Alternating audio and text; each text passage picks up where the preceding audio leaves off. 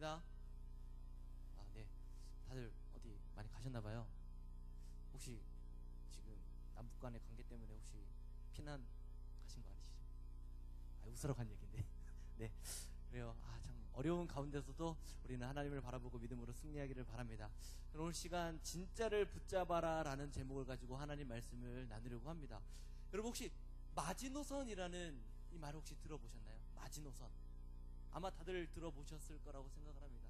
보통 마지노선이라고 이야기하면 더 이상 우리가 용납할 수 없는, 물러설 수 없는 그 라인을 보고 이 마지노선이라고 이야기를 합니다. 근데 사실 이 마지노선이 군사 경계선이라는 거, 군사 방어선이라고 혹시 알고 계십니까? 모르셨군요. 상식으로 알아두시면 좋습니다. 이게 제 세계 1차 대전 이후에 이 독일군의 공격을 막기 위해서 이 프랑스가 구축한 방어선을 마지노선이라고 하는데, 왜 마지노선이라고 했냐면 당시 프랑스의 육군 장관이었던 앙드레 마지노, 발음 좋죠. 앙드레 마지노의 이름을 따서 만든 선이 바로 이 마지노선이라고 이야기를 합니다. 사람들은 다 각자의 마지노선을 가지고 살아갈 거라고 생각을 합니다. 사람들마다 내가 다른 것은 다 포기해도 이거 하나만은 절대 포기 못해 라고 생각하는 것들이 각자 마음에 있을 거라고 생각을 합니다. 이제 여러분들께 질문하고자 합니다. 여러분들의 인생의 마지노선은 과연 무엇입니까? 여러분들의 마지노선은 무엇일까요? 사실 사람들이 내가 다른 건 다 버려도 이것만은 포기 못해 라고 하는 것을 보면요, 그 부분을 보면은 그 사람의 중심이 어디에 맞춰져 있는지를 쉽게 발견할 수 있습니다. 어떤 사람이 있어서 다른 건 다 포기해도 나는 돈만은 포기 못해, 내 재물만은 포기 못해, 그런 사람은 돈이 인생의 중심이 되어 있습니다. 어떤 사람은 명예일 수도 있겠고요, 어떤 사람은 자기가 사랑하는 사람일 수도 있을 것입니다. 네, 우리가 살아가다 보면 정말 이런 것들을 지키기 위해서 많이 살아가는 것을 볼 수 있습니다. 그런데 정말 우리가 하나님을 믿는 사람이라면 우리가 인생을 살아가면서 무엇을 지키며 살아가야 될지 한 번쯤은 고민해 봐야 될 거라고 생각합니다. 그럼 오늘 이 시간, 오늘 본문 말씀을 통해서 예수님을 믿는 사람이라면, 정말 예수님을 따르는 사람이라면 무엇을 지켜야 되는지에 대해서 함께 나누고자 합니다. 오늘 우리가 읽었던 이 잠언 말씀, 우리에게 굉장히 지혜의 말씀으로 잘 알려진 말씀입니다. 이 잠언이라는 그 말뜻 자체도요, 사실 가르쳐서 훈계하는 말, 혹은 가슴에 꼭 담아둬야 될 말이라는 그런 의미를 가진 말이 잠언이라는 말입니다. 영어로 이야기하면 proverb, 죄송합니다. 네, 영어 울렁증이 있어서 proverb라는 말인데, 이 말뜻에도 격언 혹은 교훈이라는 뜻을 가지고 있습니다. 말 그대로 이 잠언이라는 말씀은 하나님의 백성이 꼭 마음속에 새겨야 될 말씀들, 정말 이 세상에 하나님의 백성으로서 가져야 될 교훈들이 담겨져 있는 말씀이 바로 이 잠언 말씀입니다. 여러분, 이 잠언을 누가 기록했나요? 네, 많은 다른 사람, 아굴의 잠언도 있긴 하지만 대체적으로 솔로몬이 많은 부분을 기록했다고 이야기를 합니다. 네, 솔로몬 하면 어떤 사람입니까? 지혜의 사람이지 않습니까? 그냥 단순한 지혜의 사람이 아니라 지혜의 대명사로 불리는 사람이 바로 이 솔로몬입니다. 엄청나게 지혜로운 사람이죠. 이 솔로몬의 지혜가 드러난 대표적 사건인데 혹시 뭔지 아십니까? 아기. 네, 제 경상도에서는 아반떼라 그랬었는데 혹시 아시나요? 아반떼. 사투리로 알을 반으로 떼라. 죄송합니다. 옛날 개그인데. 옛날에 개그책에 보면 나옵니다. 네, 화장실에서 보는 책, 이런 저희 시대 때 있었습니다. 그래서 보면 아반떼, 알을 반으로 떼라. 죄송합니다. 네, 어쨌든 갑자기 분위기가 죄송합니다. 그 아이, 네, 누구의 아이인지도 모르는 그 아이를 이 두 명의 어머니가 와서 내 아이라고 서로 우길 때, 그때 지혜롭게 이 솔로몬이 판결을 내려서 그 진짜 어머니를 밝혀낸 그 사건, 우리가 다 잘 알고 있는 사건이라고 생각을 합니다. 또한 성경에 보면 이 솔로몬의 지혜가 얼마나 뛰어났던지 다른 나라에 있는 사람들이 솔로몬의 지혜를 보기 위해서 이스라엘을 방문했다는 기록이 성경에 나와 있습니다. 근데 솔로몬은 단순히 지혜로운 사람만은 아니었다고 성경은 이야기를 합니다. 솔로몬은 지혜와 더불어 하나님의 사랑을 입은 사람이었습니다. 혹시 여러분, 솔로몬의 또 다른 이름이 뭔지 아십니까? 솔로몬의 뜻, 진짜 감사합니다. 여디디아라는 솔로몬의 또 다른 이름이 있습니다. 근데 이 여디디아의 뜻이 뭐냐면 하나님의 기쁨, 여호와께 사랑을 입은 자라는 뜻을 가진 말이 바로 이 여디디아라는 말입니다. 말 그대로 솔로몬은 하나님의 사랑을 아주 듬뿍듬뿍 받은 사람입니다. 솔로몬은 하나님의 사랑을 입었고, 그리고 하나님께서 주신 수많은 복을 누렸던 사람이 바로 이 솔로몬이었습니다. 이 이스라엘이 가장 부강했던 시기, 이스라엘이 수많은 부강했던 시기가 있지만 그 중에서 최고로 꼽는다면 바로 솔로몬이 이스라엘을 통치했던 시기라고 이야기를 합니다. 그 당시에 이스라엘이 얼마나 풍족했냐면 은 아시죠? 실버,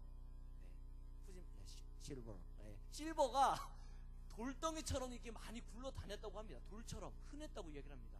또한 이 호화로움의 상징인 이 백향목이 이스라엘의 뽕나무와 같이 많았다고 역대하 1장 15절 말씀에서 이야기를 하고 있습니다. 말 그대로 솔로몬은 지혜롭기만 했던 사람이 아니라 정말 이 땅을 살아가면서 정말 많은 것들을 누린 사람이었습니다. 지혜를 시작으로 재산과 명예, 그리고 장수의 복까지 누렸던 사람이 바로 이 솔로몬이었습니다. 그런데 솔로몬은 단순히 하나님께 이 사랑을 받은 것, 또 그리고 복을 받기만 한 사람이 아니었습니다. 솔로몬 역시 하나님을 굉장히 사랑한 사람이었습니다. 여러분, 솔로몬이 행했던 하나님을 위한 가장 큰 일이 뭔지 아십니까? 바로 성전을 건축하는 일이었습니다. 네, 아버지 다윗이 준비한 그 모든 것을 가지고 하나님의 성전을 열심히 건축한 사람이 바로 솔로몬이었습니다. 또한 이 하나님께서 솔로몬을 찾아와서 소원을 말하라고 했을 때 솔로몬이 무엇을 구했죠? 지혜, 지금 개역된 성경으로 듣는 마음이라고 성경에서는 기록하고 있습니다. 솔로몬이 왜 하나님 앞에 듣는 마음을 구했냐면, 하나님, 저는 아버지와 같이 대단한 사람이 아니라서 하나님의 뜻대로 백성들을 다스릴 사람이 아닙니다. 그러니 나에게 하나님의 말씀을 들을 수 있는 마음을 주셔서 내가 이 백성을 내 뜻이 아니라 하나님의 뜻대로 다스릴 수 있도록 나에게 듣는 마음을 허락해 주옵소서 라고 솔로몬이 구했다고 성경은 이야기를 하고 있습니다. 다시 말해서 내 뜻대로, 내 생각대로 살지 않게 하시고 하나님의 뜻대로 살아갈 수 있도록 듣는 마음을 허락해 주옵소서라고 구했던 사람이 바로 솔로몬입니다. 보통 하나님을 사랑하지 않고서는 구할 수 있는 것이 아닙니다. 이렇게 솔로몬은 하나님의 사랑을 입은 자뿐만 아니라 하나님을 사랑했던 사람입니다. 말 그대로 엄청난 사람이죠. 사람들이 말하는 세상적인 성공의 요인을 다 갖춘 사람이었을 뿐만 아니라 마음으로도 하나님을 사랑하는 사람이었습니다. 신앙계의 엄친아 같은 사람이죠. 진짜 누구나 가까이 하고 싶은 그런 사람입니다. 그랬던 솔로몬이 자신이 쓴 노년에 쓴 이 전도서에서 뭐라고 고백하고 있는지 아십니까? 전도서 1장 2절 말씀을 제가 읽어드리도록 하겠습니다. 전도자가 이르되 헛되고 헛되며 헛되고 헛되니 모든 것이 헛되도다. 우리가 잘 알고 있는 고백일 거라고 생각을 합니다. 여러분, 솔로몬이 이 고백을 하는 이유가 무엇입니까? 내가 진짜 살아가다 보니까 힘들어서 안 되겠어. 이제 인생을 포기해야 되겠어. 인생 살아서 뭐해? 이런 정말 부족함에서 나온 고백입니까? 그렇지 않습니다. 아까 말씀드린 것처럼 솔로몬은 세상 사람들이 원하는 그 모든 것을 다 누렸던 사람입니다. 그런데 모든 것을 누려보았던 솔로몬이 하는 고백이 바로 세상에 있는 모든 것들이 다 헛되다고 이야기를 하고 있습니다. 솔로몬이 이런 고백을 한 이유가 무엇입니까? 그것은 하나님 없는 세상에 있는 그 모든 것들이 부질없다는 것을 자신의 인생을 통해, 자신의 삶을 통해서 깨달았기 때문입니다. 젊었던 솔로몬은 정말 하나님을 사랑하는 사람이었습니다. 하지만 솔로몬은 시간이 지나면서 그 마음이 변질되고 하나님을 떠나고 말았습니다. 하나님은 이스라엘 백성들을 향해서 이방 여인들과 절대 통혼하지 말라고 분명하게 말씀을 하셨습니다. 왜냐하면 그 이방 여인들을 통해서 그 마음이 돌이켜서 다른 신들을 섬기게 될 것을 하나님은 미리 아셨기 때문입니다. 하지만 솔로몬은 바로의 딸을 시작으로 이방 여인들과 결혼을 하기 시작했습니다. 솔로몬은 이 이스라엘을 더욱더 부강하게 만들기 위해서 다른 나라의 공주들과 정략 결혼을 하기 시작했습니다. 그런데 이렇게 이스라엘을 부강하게 세우기 위해서 시작했던 이 정략 결혼이 바로 이 솔로몬을 타락하게 만든 원인이었습니다. 하나님께서 말씀하신 것처럼 이 이방 여인들이 끊임없이 솔로몬의 마음을 충동질하여서 그 마음을 흔들었습니다. 그 결과 이 솔로몬은 예루살렘 앞에 있는 산에 우상을 위한 산당을 세우고 그리고 우상을 섬기게 되었습니다. 젊은 시절에 솔로몬은 누구보다도 하나님을 사랑하는 사람이었지만 솔로몬은 끝까지 그 마음을 지켜내지 못했습니다. 저는 솔로몬의 이런 모습을 생각할 때마다, 볼 때마다 오늘 본문의 말씀을 다시 한번 생각해 봐야 된다는 생각을 하게 됩니다. 우리 같이 오늘 본문 말씀을 다시 한번 더 읽었으면 좋겠습니다. 우리 함께 오늘 본문 말씀 다시 한번 읽도록 하겠습니다. 시작. 모든 지킬 만한 것 중에 더욱 내 마음을 지키라. 생명의 근원이 이에서 남이니라. 아멘. 오늘 본문은 우리를 향해서 무엇이라고 이야기를 하고 있습니까? 모든 지킬 만한 것 중에 너의 마음을 지켜라라고 성경은 우리에게 이야기를 하고 있습니다. 여러분, 이 잠언의 말씀이 우리에게 이 이야기를 하는 이유가 무엇입니까? 너무나도 쉬운 답 같지 않습니까? 우리의 마음을 지키는 것이 너무나도 중요하기 때문입니다. 이 말씀처럼 세상에 지켜야 될 많은 것들 중에서 우리의 마음을 지키는 것은 굉장히 중요한 일입니다. 사실 살아가다 보면 사람들이 중요하다고 생각하는 거 굉장히 많이 있습니다. 내가 이거는 꼭 지켜야 되겠다라고 생각하는 거 굉장히 많이 있습니다. 처음에 말씀드렸던 것처럼 어떤 사람은 내가 가진 나의 재능 혹은 재물 혹은 나의 명예나 나의 자존심 이런 것들을 지켜야 된다고 생각을 합니다. 하지만 성경은 우리에게 말하기를 그 모든 것들, 사실 그것도 지키는 것이 중요하긴 하지만 그 모든 것들보다 바로 우리의 마음을 지키는 것이 더욱더 중요하다고 우리에게 이야기를 하고 있습니다. 그렇다면 성경에서 말하는, 오늘 본문에서 말하는 과연 이 마음이 과연 무엇이냐는 것입니다. 여러분, 이 마음이 어떤 마음일까요? 연인을 향한 그 마음인가요? 부모님을 향한 마음일까요? 누구를 향한 마음이겠습니까? 모르시나요? 우리 소년보이들도 보통은 알던데요. 누구를 향한 마음인가요? 바로 하나님을 향한 마음입니다. 우리는 보통 그것을 두고 믿음이라고 이야기를 합니다. 우리가 신앙생활을 하면서 정말 많이 듣는 말이 바로 이 믿음이라는 단어일 겁니다. 아마 정말 신앙생활하면서 베스트 5 안에 들어가는 이 단어가 바로 이 믿음이라는 단어일 것입니다.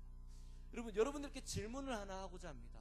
우리가 이 믿음이라는 말을 굉장히 많이 듣는데 여러분들은 믿음이 뭐라고 생각하시나요?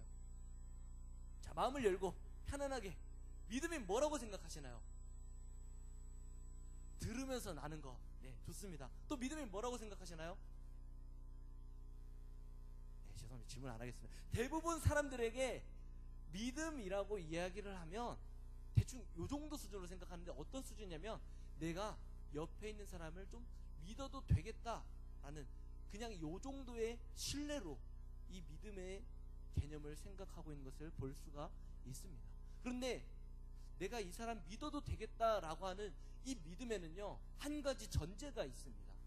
그 전제가 뭐냐면 바로 믿음의 판단의 기준이 나에게 있다는 것을 전제하고 있는 말입니다. 다시 말해서 다른 그 사람의 말하는 이 믿음은 내가 이성적으로 생각할 때 내가 이해할 수 있는 것만 내가 믿겠다라는 것이 사람들이 사용하는 이 믿음이라는 단어의 전제가 되어 버렸다는 것입니다. 여러분, 이 이해라는 거, 이해가 뭔가요? 이해. 내 머릿속으로 용납되는 것 아니겠습니까? 근데 이 이해라는 것은 나의 능력, 나의 수준과 비슷하거나 혹은 낮은 사람에 대해서 해당되는 단어라는 거 혹시 아십니까? 예, 알아두시면 좋습니다. 이해라는 표현을 쓸 때 나보다 높은 것에 대한 것을 말하는 것이 아니라 나랑 수준이 비슷하거나 나보다 수준이 낮은 것을 내가 체득하는 것을 이해라고 이야기를 합니다. 다시 말해서 나의 능력으로 어느 정도 커버할 수 있는 것을 이해라고 이야기를 합니다. 자, 여러분, 우리가 정말 작다고 여기는 개미들 있지 않습니까? 개미가 우리가 살아가는 이 세상을 과연 이해할 수 있을까요?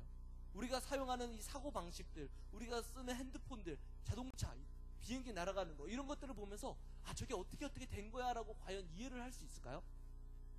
절대 그럴 수 없을 것입니다. 그런데 사람들은 하나님을 향할 때 이런 모습을 가지고 있다는 겁니다.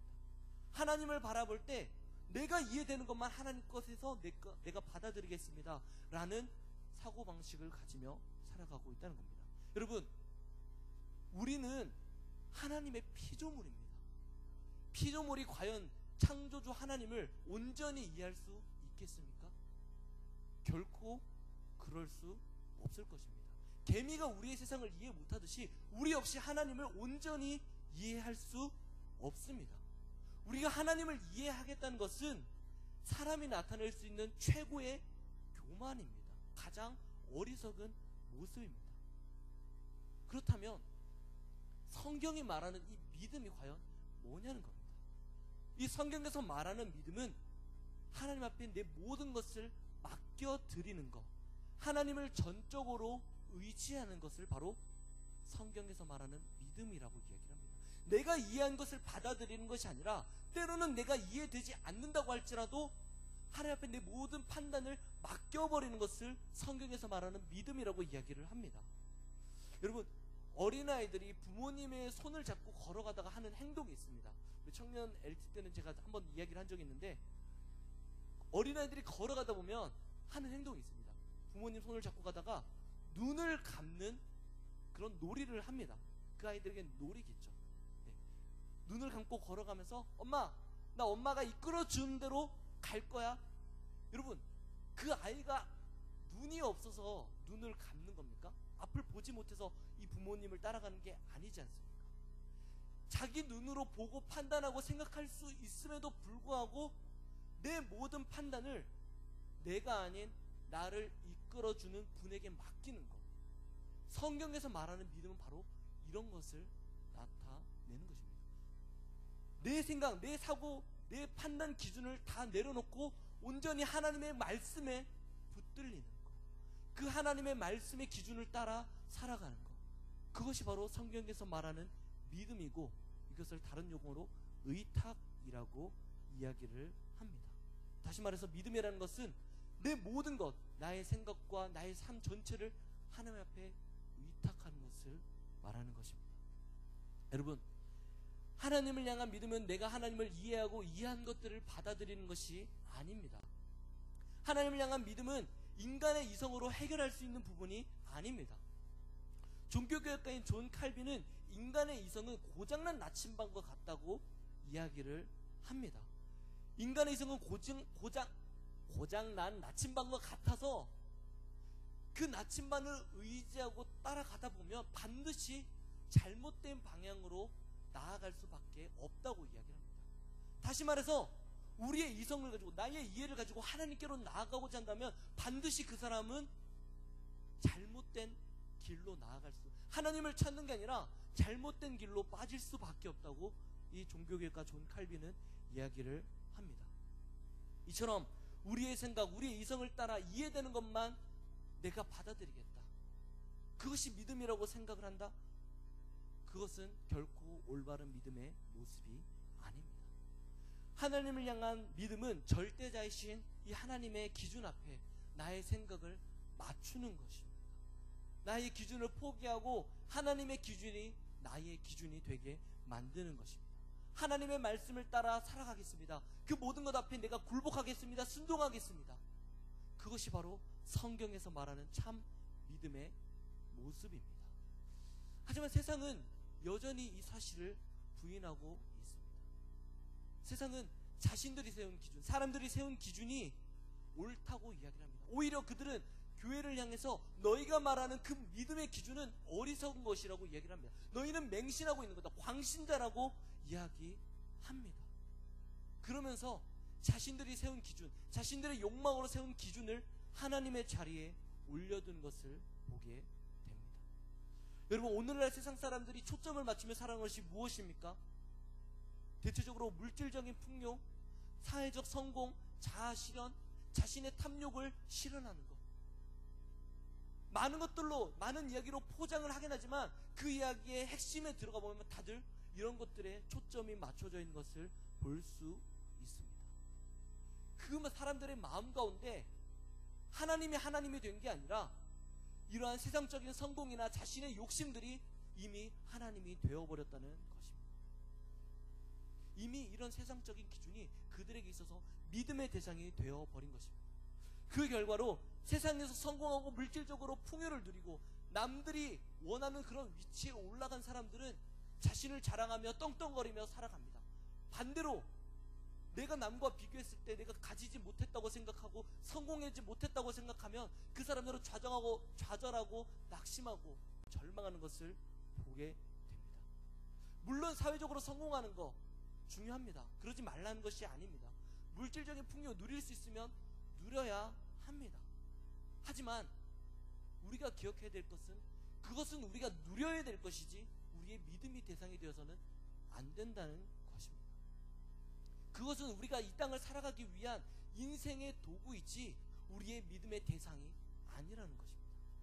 하지만 너무나도 안타까운 것은 오늘날 크리스천이라고 말하는 사람들도 세상 사람들과 별반 다르지 않다는 것입니다. 입술로는 크리스천이라고 이야기를 하지만 크리스천이라고 말하는 그 사람들 역시 하나님에게 초점을 맞추는 것이 아니라 하나님에게 포커스를 맞추는 것이 아니라 세상 사람들이 쫓아가는 그런 것들에 포커스를 맞추고 그것을 나의 기준 삼고 살아가고 있다는 것입니다. 하나님을 향한 믿음은 온데간데 없고 세상 사람들이 말하는 그런 세상적인 기준에 포커스를 맞추고 그것을 의지하며 살아가고 있다는 것입니다.